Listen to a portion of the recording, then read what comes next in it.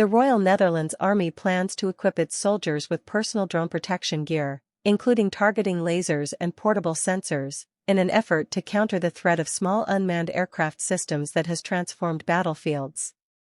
The Netherlands in September tested more than 60 systems and technologies to detect and neutralize drones, including jammers and sensors. The war in Ukraine and developments in the Middle East show the drone threat is acute, and Dutch troops currently lack the requisite equipment to effectively protect themselves, State Secretary for Defense Gijs Tuinman wrote in a letter to Parliament last week. Given the urgency, the Defense Ministry is looking to buy anti-drone kit in the first quarter of 2025.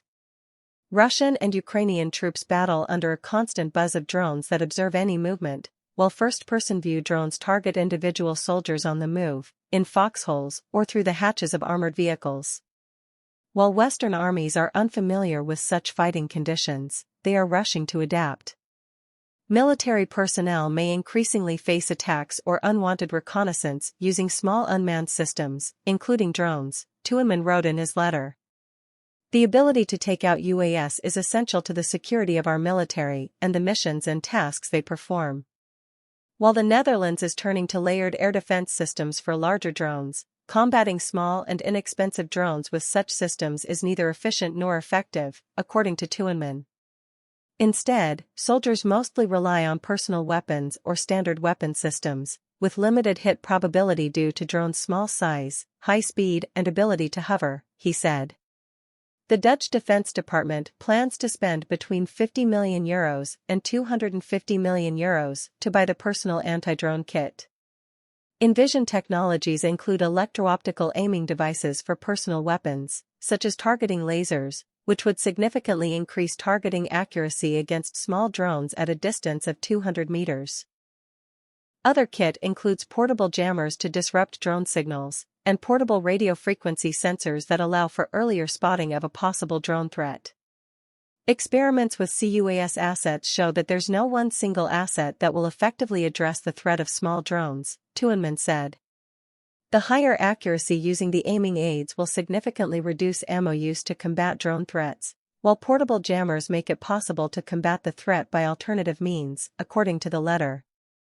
The Dutch plan to buy off-the-shelf equipment, and several suitable systems exist on the market, according to Tuinman.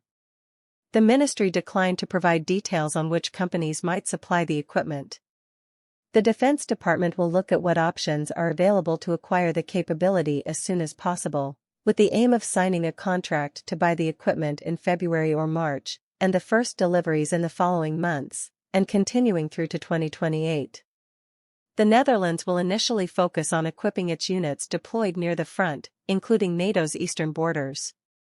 Russian drones have violated the airspace of NATO allies several times recently, and soldiers may be confronted with drones conducting attacks or gathering intelligence during missions or exercises, Tuinman said.